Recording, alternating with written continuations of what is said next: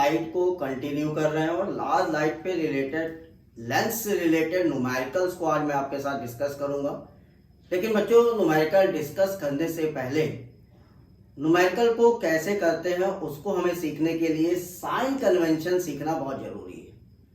मेरा पुराना वीडियो आपने जरूर देखा होगा, उसमें मैंने स्फेरिकल लेंस के इमेज फॉर्मेशन और स्फेरिकल लेंस को डिस्कस किया था, साथ साथ पावर ऑफ लेंस को भी आपके साथ डिस्कस किया था।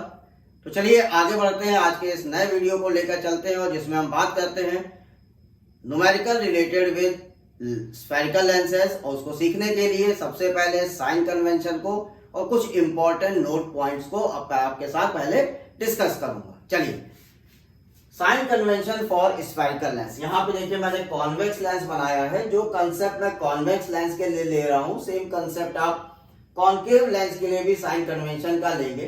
पहले मैं आपको जनरल साइन कन्वेंशन आपको सिखा रहा हूं, उसके बाद कार्टेशियन कोऑर्डिनेट सिस्टम पर कैसे आपको साइन कन्वेंशन लेना है उसको भी आपको अभी दिखाऊंगा।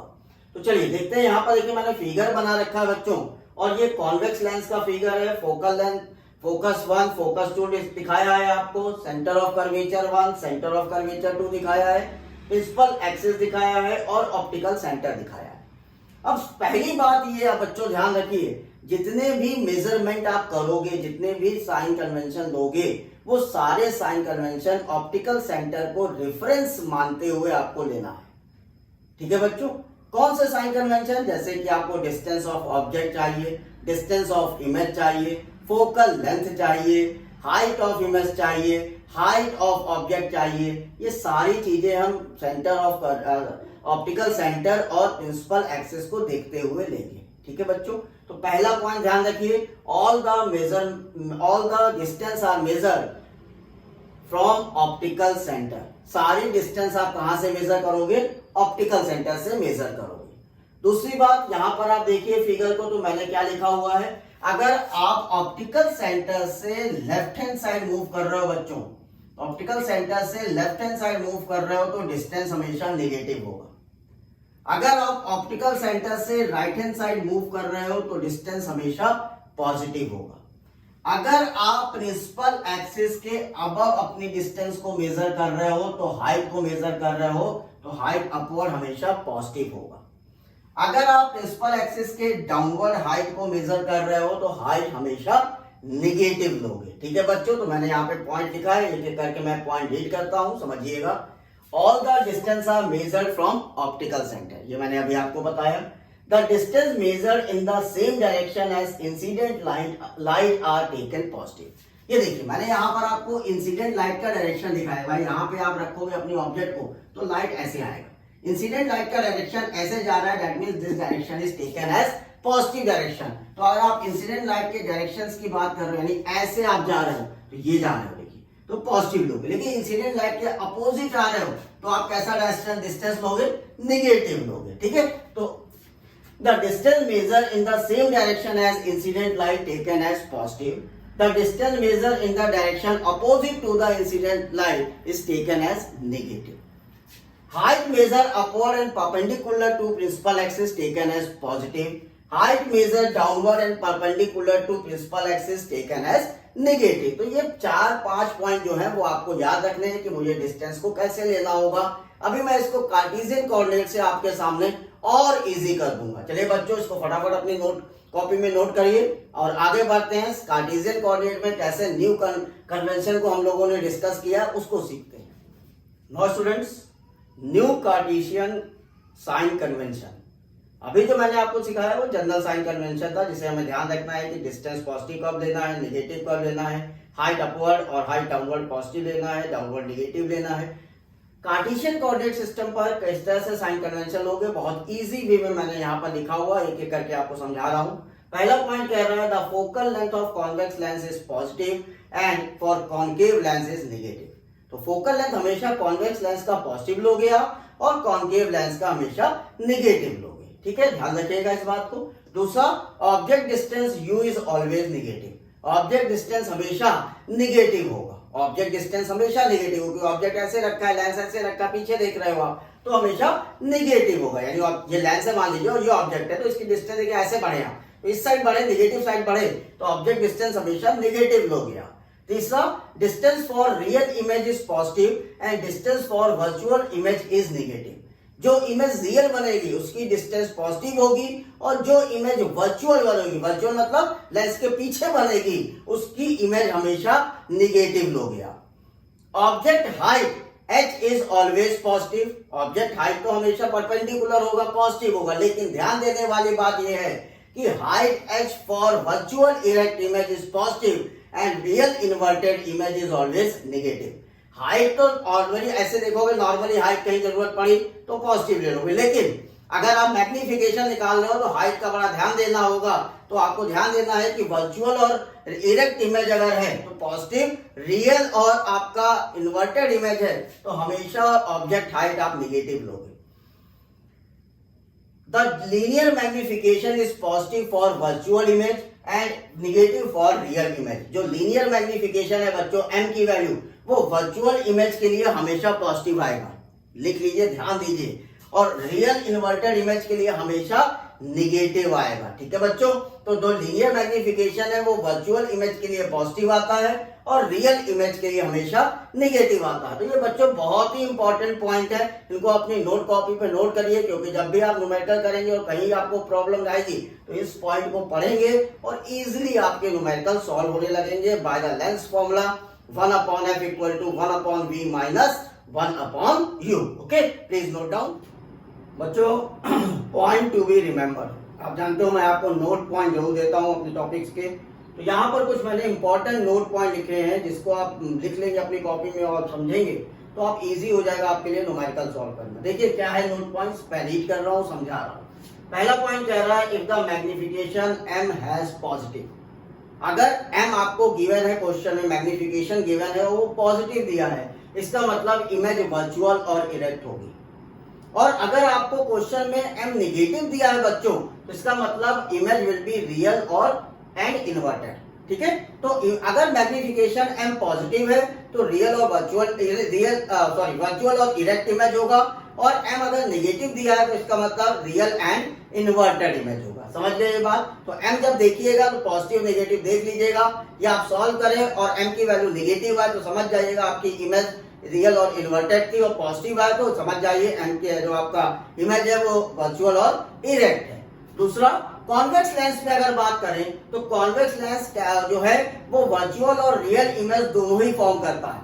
Convex lens can form virtual as well as real image. इसका मतलब कॉन्वेक्स लेंस का मैग्निफिकेशन जब आप निकालोगे बच्चों तो वो पॉजिटिव और नेगेटिव दोनों ही आ सकता है। तो कॉन्वेक्स लेंस वर्चुअल और इमेज दोनों ही फॉर्म करता है, इसलिए magnification produced by convex lens can be either positive और नेगेटिव। दूसरी बात कॉन्वेक्स लेंस के लिए ये है कि कॉन्वेक्स लेंस में जो इमेज होती है या तो वो ऑब्जेक्ट से स्मॉलर होती है, या ऑब्जेक्ट के बराबर होती है, या ऑब्जेक्ट से बड़ी होती है। तीनों तरह की इमेज आपको मिलेगी कॉन्वेक्स लेंस में, smaller than object, equal to the object and bigger than object. इसका मतलब m की वैल्यू आपकी लेस देन 1 भी आएगी कॉन्वेक्स लेंस में, इक्वल टू 1 भी आएगी, और m की वैल्यू ग्रेटर देन 1 भी आएगी। ठीक है, तो image smaller than object, equal to object और बिगर देन ऑब्जेक्ट होने के कारण मैग्निफिकेशन का फॉर्मूला होता है height of image upon height of object. अब हाइट ऑफ ऑब्जेक्ट अगर बड़ा है या स्मॉलर है आपकी इमेज तो हमेशा लेस देन 1 आएगा। अगर इमेज और ऑब्जेक्ट की हाइट इक्वल है तो 1 आएगा। अगर इमेज की हाइट ऑब्जेक्ट की हाइट से ज्यादा है तो हमेशा ग्रेटर देन 1 आपका मैग्निफिकेशन मिलेगा। लेकिन कॉन्केव लेंस में केवल बेटा वर्चुअल इमेज बनती है, कॉन्केव लेंस हमेशा वर्चुअल इमेज बनाता है, इसलिए मैग्निफिकेशन हमेशा कॉन्केव लेंस में पॉजिटिव आएगा। साथ साथ कॉन्केव लेंस में जो इमेज बनती है बच्चों वो हमेशा स्मॉलर होगी देन ऑब्जेक्ट। इसका मतलब कि मैग्निफिकेशन की वैल्यू कॉन्केव लेंस के लिए हमेशा लेस देन 1 रहेगी। बात ध्यान दीजिएगा, तो कॉन्केव लेंस में हमेशा मैग्निफिकेशन की वैल्यू लेस देन 1 क्यों होगी? क्योंकि इमेज का साइज ऑब्जेक्ट के साइज से हमेशा स्मॉलर होता है। साथ साथ कॉन्केव लेंस में हमेशा वर्चुअल इमेज बनती है, रियल इमेज कुछ नहीं बनेगी कॉन्केव लेंस में, तो हमेशा वर्चुअल इमेज बनेगी, इसलिए मैग्निफिकेशन हमेशा पॉजिटिव होगा। जल्दी से इस सारे पॉइंट्स को अपनी कॉपी में नोट करिए बच्चों, जिससे कि अब हम लोग न्यूमेरिकल पे प्रोसीड करेंगे। ओके, हाँ बच्चों, use of concave and convex mirror. ये टॉपिक बहुत ही इंपॉर्टेंट है आपके बोर्ड एग्जामिनेशन के लिए। क्वेश्चन पूछा जाता है, right the uses of concave and convex mirror. तो यहाँ पे मैं आपको यूजेस लिखकर बता रहा हूँ, इसको आप नोट कर लीजिए और याद भी कर लीजिए, जिससे कि आप बोर्ड में अपने 5 मार्क्स को गेन कर सकें by the help of this topic. तो यूज ऑफ कॉन्केव मिरर, यहाँ पे मैंने 5 यूजेस लिखे हैं। पहला यूज है, concave mirrors are commonly use in torches, searchlight and vehicle headlights to get powerful parallel beam of light।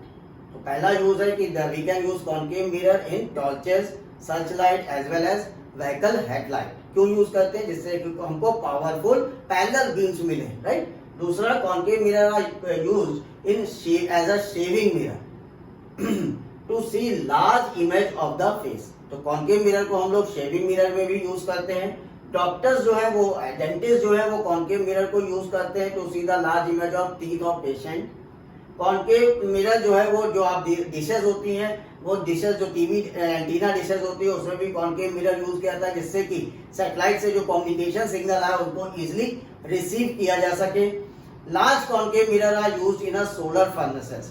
Solar furnace में भी कॉन्केव मिरर को बच्चों हम लोग यूज करते हैं, और ये कॉन्केव मिरर से सोलर फर्नेस पर लार्ज अमाउंट का सनलाइट ये रिसीव करता है, जिसके थ्रू सोलर पैनल जो है, सोलर फर्नेस जो है वो सनलाइट से आपके फूड को या आपके किसी भी मेटल को यूज किया सकता है, उसको गलाने के लिए या फूड को पकाने के लिए। तो सोलर फर्नेसेस में हम लोग हमेशा कॉन्केव लेंसेस का यूज करते हैं। तो ये 5 इंपॉर्टेंट पॉइंट है related with concave mirror, use of concave mirror. अब आते हैं, what are the uses for the convex mirror. Now बच्चों, use of convex mirror. Convex mirror का सबसे इंपॉर्टेंट यूज है, कॉमनली ये यूज किए जाते हैं रियर व्यू मिरर, जो व्हीकल्स में लगे रहते हैं, आपकी गाड़ियों में लगे रहते हैं, कार में, बाइक में लगे रहते हैं। They are called as a rear view mirror, जिससे कि हम पीछे भी कोई जो ट्रैफिक है उसको आसानी से देख सके। तो commonly use convex mirror in a rear view और wings mirror in a vehicle. These mirror are fitted on the side of vehicles. Side of vehicles पर ये मिरर को फिट किया जाता है। क्यों?